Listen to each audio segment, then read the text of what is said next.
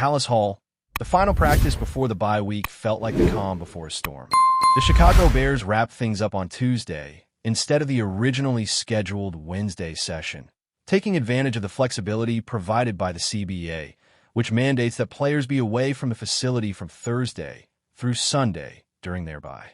But just because the team is stepping away for a few days doesn't mean things are slowing down. If anything, the energy and momentum are picking up on and off the field. This week's session brought some important injury updates, and for Bears fans, there were several reasons to feel optimistic. For starters, a trio of key players returned to the practice field after missing last weekend's game. Tight end Colston Loveland was out with a hip issue, but as previously reported, it was never considered a long-term concern. All signs now point to him being ready for action after the bye. But it's not just him. Linebackers Kyler Gordon and TJ Edwards were also seen back in action. Gordon has been dealing with a lingering hamstring injury and hasn't suited up at all this season after getting hurt right before Week 1. Edwards had a brief appearance against Detroit, but tweaked his hamstring again, forcing another stint on the sideline. Both players spoke to the media and seemed fired up. Edwards said he feels really good and is moving well. You could tell from the way he spoke that he's itching to get back into the lineup. Gordon went even further, saying he would be playing this week if there were a game, but the extra time to fully rehab gives him a better shot at being 100% ready. And this matters a lot. Gordon, with his versatility, is a defensive weapon, someone who can cover, blitz, and play the run with physicality. The Bears have been missing that kind of Swiss Army knife presence in the secondary. Guys like Nick Morrow have filled in and done their best, but let's be honest, opposing offenses have been targeting him, especially in the run game, knowing he's hesitant when it comes to tackling. Gordon doesn't have that issue. He brings a toughness that will help plug the edges and could even juice up the pass rush when used creatively. Edwards' return also adds some balance to a linebacker unit that's been up and down.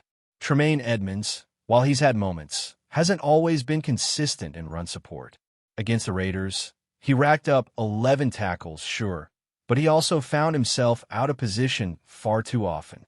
Edwards' instincts and ability to read the play quickly should be a big help once he's fully back in the fold. And if those two can return to full strength, this defense becomes significantly more formidable. On the flip side, not all the injury news was positive. Right tackle Darnell Wright was not spotted at practice.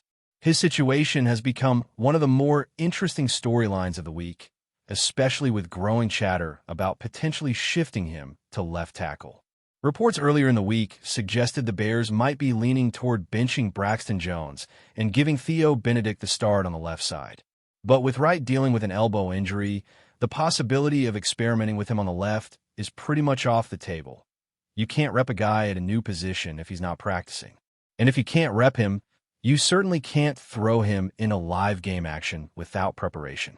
So, for now, it looks like Wright will remain at right tackle whenever he returns, while Benedict gets a shot on the left. That leaves us with the bigger question. When is Darnell Wright actually coming back? The Bears chose not to put him on short-term injured reserve before the Raiders game, which would have required a minimum of 4 games missed. That decision suggests they didn't think the injury was that severe. Still, with him missing Tuesday's session, it's fair to wonder whether he'll be ready right out of the bye, or if this lingers another week or two. When he does return, the competition at tackle could heat up. Will Wright slide right back into his starting role, or could Aussie Trapillo push for that spot? That'll be one of the main things to watch as the team ramps back up post-bye. In addition to Wright, offensive lineman Jonah Jackson also didn't practice, though it's unclear whether that was a veteran rest day or something more serious. Defensive lineman Grady Jarrett, who has been managing a knee issue, was also absent. With no official injury report required this week, details remain limited. We'll have to wait until next Monday to get a clearer picture of where these players stand. Meanwhile, Bears quarterback Caleb Williams met with the media on Tuesday, a day earlier than usual due to the practice schedule change. And he had some interesting things to say, both about his mindset heading into the bye and about what makes him so composed in the clutch. First, the bye week plans. Williams made it clear he's not treating this as a vacation. He said he plans to work on his body, use the time to recover physically and mentally reset for the stretch run, a grueling 13-game gauntlet without another break. He mentioned taking one day off, but stressed that the rest of the week will be focused on staying sharp. That kind of attitude is exactly what you want from your leader, especially with the team riding some momentum.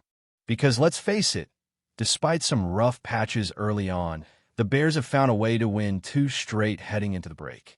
And they've done it with a roster that's been far from full strength. That's something worth celebrating.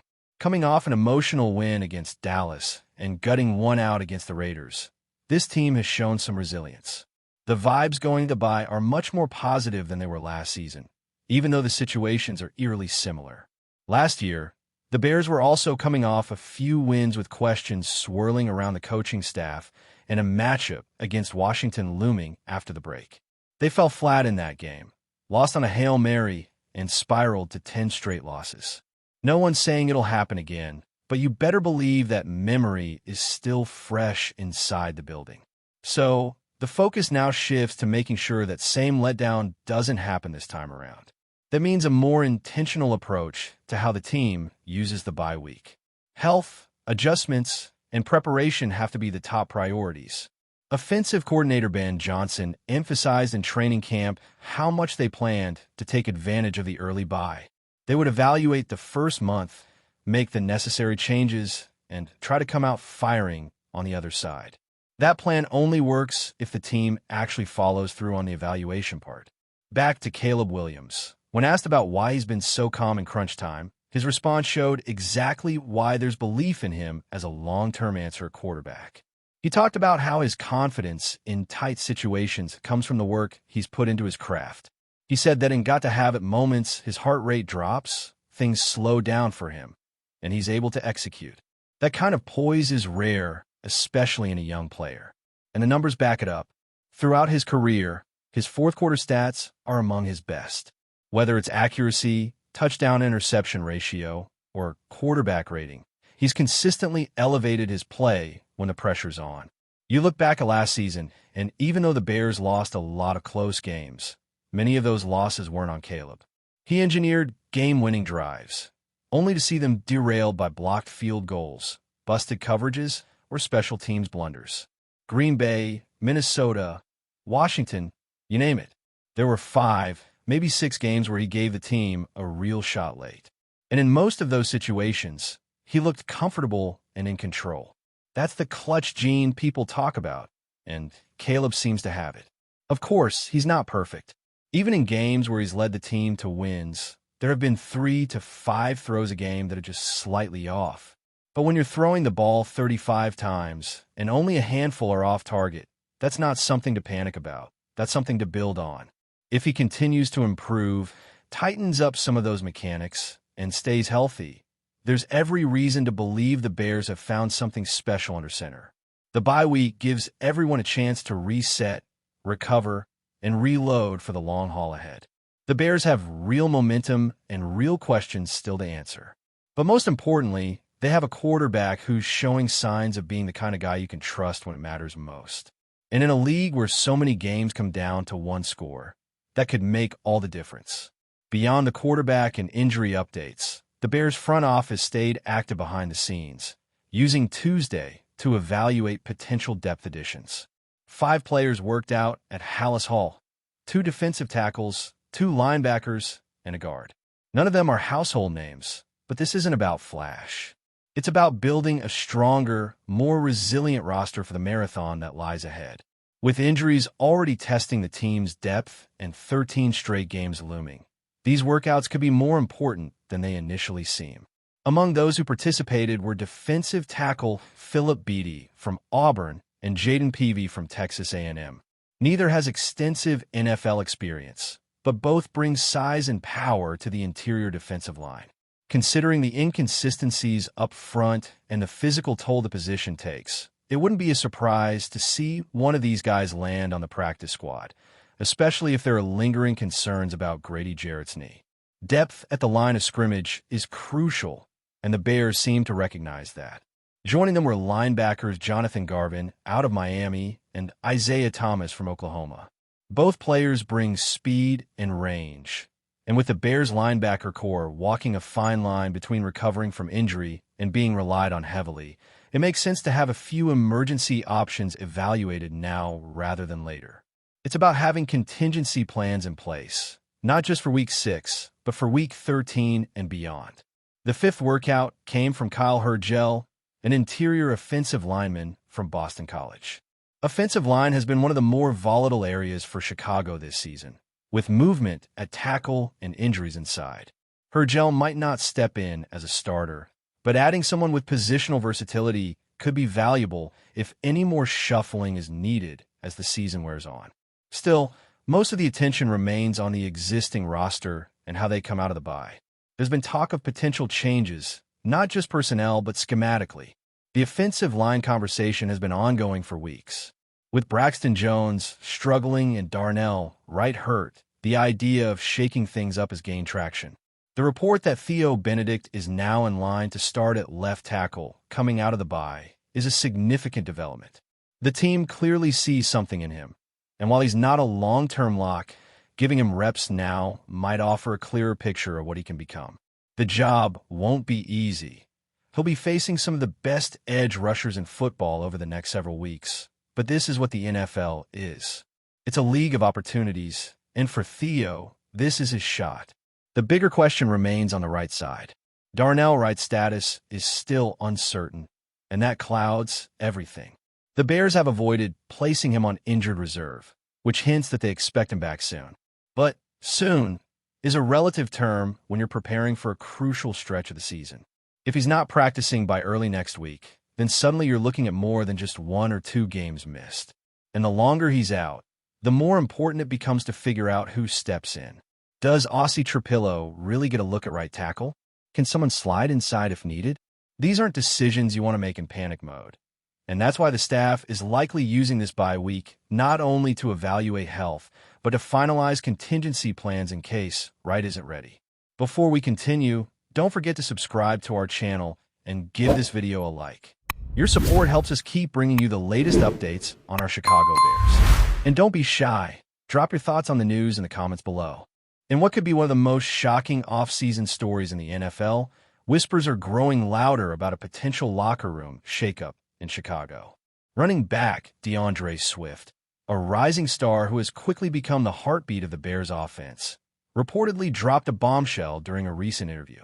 According to sources close to the team, Swift allegedly said, "If he comes back, I'm leaving the Bears," a statement widely interpreted as a reference to linebacker KHALIL MACK. MACK, the defensive powerhouse who has terrorized quarterbacks across the league, has long been a polarizing figure in Chicago. While his talent is undeniable, insiders suggest that his presence in the locker room hasn't always meshed with the chemistry of younger players.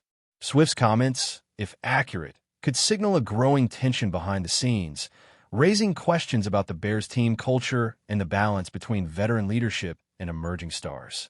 The timing of Swift's remark is particularly interesting. Mack has been linked in trade rumors for months, with speculation swirling about whether he could return to the Bears after a stint with another franchise. If Mack were to make a comeback, Swift's cryptic statement suggests that the team could face a difficult crossroads: keep a legendary defensive figure or retain the offensive engine that has given fans hope for the future.